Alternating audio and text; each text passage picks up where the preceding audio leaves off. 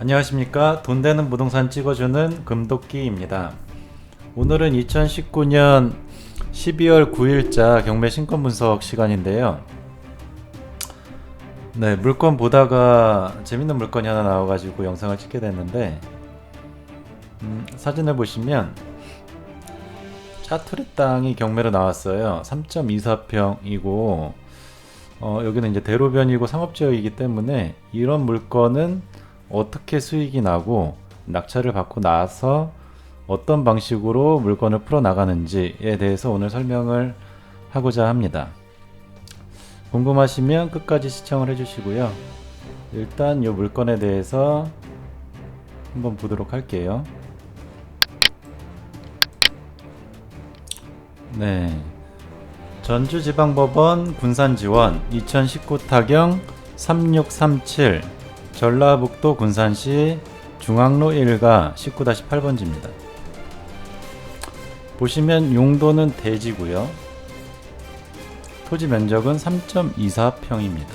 굉장히 작죠. 이 정도 평수면은 일반 아파트의 안방 수준입니다. 안방 한 칸 정도의 평수 수준이고요. 감정가는 2,718만 8천원 정도가 나왔고요. 평당으로 계산을 하면 839만원이 책정이 됐어요. 그리고 재밌는 건 이 땅 위에 건물이 있다는 것도 놀라운데, 그 건물도 일단 매각에서 제외입니다. 그러니까 낙찰을 받게 되면 토지만 낙찰을 받게 되는 거고, 건물은 매각에서 제외예요. 비고란을 보시면 본건 지상의 제시외 건물은 매각에서 제외됨. 그리고 무려 3층짜리 건물입니다. 네. 그러면 요 물건은 어떤 식으로 낙찰을 받고 어떻게 활용을 해야 될까요? 일단 사진을 한번 볼게요. 이렇게 생겼습니다. 여기 이 건물에 베스킨라빈스가 있다라는 건 아니고, 베스킨라빈스가 이쪽 방향으로 50m 가면 있다라는 뜻인데, 이런 표지판을 달았다는 것 자체가 이 건물이 굉장히 노출이 잘 된다는 뜻입니다. 그리고 1층은 뭐 도장집으로 하고 있는 것 같고요. 2층, 3층은 어떤 걸로 쓰고 있는지는 모르겠어요. 네, 이렇게 생겼고, 예, 여기 지적도인데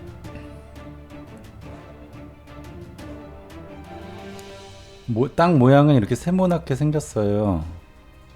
그리고 여기 노란색 부분이 도로 부분인데 도로에 둘러싸여 있습니다. 지도를 보시면 여기가 본건이 나온 거고, 그리고 도로가 무려 1개, 2개, 3개, 4개, 5개, 무려 5개나 지나다니는 도로에 위치해 있기 때문에 시안성 면에서는 굉장히 이 물건이 잘 보인다라고 볼 수 있어요. 그리고 네, 군산 전체로 보면 여기 전체로 봤을 때 약 상단 위쪽에 있거든요. 위쪽에 위치해 있는데 이쪽은 이제 구시가지, 요 아래쪽 수성동 쪽이 신시가지 쪽인데, 지금 상권은 요 아래쪽으로 많이 이동이 돼 있는 상태예요. 그렇기 때문에 뭐 상권이 좋아서 유동인구가 굉장히 많다라는 지역은 아니고, 그냥 차량 통행이 아직까지 많은 지역이고, 군산 전체로 본다고 하더라도 이렇게 도로가 5개가 지나다니는 도로를 끼고 있는 건물은 많지 않다, 아니 거의 없다 라고 보면 됩니다. 그러면 이 물건은 낙찰을 받으면 어떻게 해야 될까요? 공시지가는 패배당 218만 2천원입니다. 그리고 빨갛게 표시된 게 상업지역인데 상업지역에 위치해 있고요. 제가 봤을 때는 이 물건을 낙찰을 받으면 일단 토지만 낙찰을 받는 거기 때문에 크게 방법은 두 가지가 있다고 봅니다. 여기를 보시면 낙찰 후 토지 활용 방법, 법정지상권이라고 성립이 될 때가 있고 성립이 안 될 때가 있어요. 그러니까 법정지상권이라고 하면 내 땅 위에 건물이 있는데 그 건물을 합법적으로 쓸 수 있는 권리 혹은 그 권리가 성립이 될 때 그리고 되지 않을 때라고 보시면 되고요. 법정지상권이 성립이 되는지 안 되는지는 한번 따져봐야 되고, 일단은 성립이 된다는 가정하에는 첫 번째는 저희가 할 수 있는 게 협의를 합니다. 그 협의하는 거는 여러 가지 협의를 할 수 있는데, 일단 내 땅 위에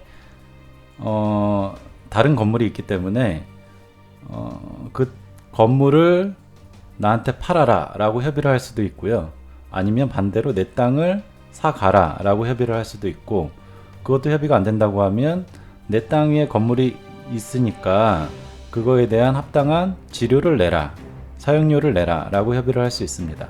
근데 그 협의가 안 됐을 때 토지 소유자는 지료 청구 소송을 할 수 있어요. 네. 지료 청구 소송을 하면 여기는 상업지역이기 때문에 보통 토지 공시지가의 7% 정도 수준의 판결이 나옵니다. 그리고 두 번째는 이제 법정지상권이 성립이 안 될 때는 마찬가지로 첫 번째는 협의입니다. 협의를 해가지고 성립이 안 되기 때문에 그 건물을 나한테 팔아라. 그리고 두 번째는 건물 철거 소송을 할 수가 있는데, 이 토지는 면적이 3.24평으로 굉장히 작기 때문에 사실 건물 철거 소송은 의미가 없습니다. 오히려 건물이 있는 게 수익 면에서 훨씬 더 낫습니다. 왜냐하면 보통 법정지상권이 성립이 안 될 때 건물 철거하는 이유는 그 건물을 철거해서 새로운 건축물을 세워서 이윤 창출을 하려고 하는 게 목적인데, 요거는 새로 건축 허가를 받을 수도 없고 어떤 건축 행위를 할 수 없는 땅이기 때문에 법정지상권이 성립이 안 될 때의 가능성은 이 땅에는 해당이 안 됩니다. 그래서 요 땅을 낙찰을 받으면 요 법정지상권이 성립이 될 때 요 두 가지가 최선인 것 같고요. 또 이제 협의를 했을 때 협의가 안 되는 경우가 굉장히 많아요. 그래서 협의가 안 됐을 때 지료 청구 소송을 하면 수익률이 어떻게 될까를 한번 계산해 보도록 하겠습니다.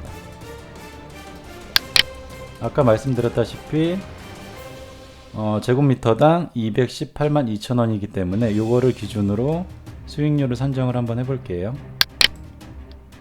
네. 감정가는 2,718만 8,700원. 취득록세 모두 이제 포함을 했을 때 실제 취득하는 게 2,900만 원 정도가 됩니다.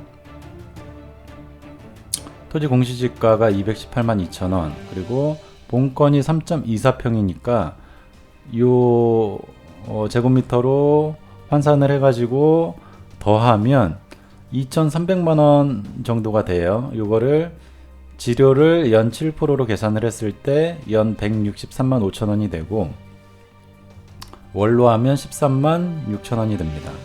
그래서 3천만 원 정도를 투자를 해가지고 월 13만 6천 원을 받는다 라고 생각을 하시면 되고, 수익률은 5.56%입니다. 수익률이 그렇게 좋다라고 볼 수는 없는데, 일단 이런 물건은 사실 잘 나오는 물건이 아니고, 이 물건의 낙찰을 받으면 이렇게 활용을 하면 되기 때문에 그거를 한번 설명을 해드리고자 이렇게 물건을 선별을 하게 됐습니다.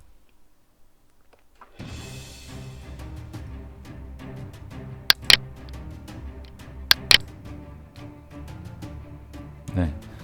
그래서 일단 돈 되는 오늘 물건은 여기까지고요. 다음에는 다른 물건으로 다시 찾아오도록 하겠습니다. 감사합니다.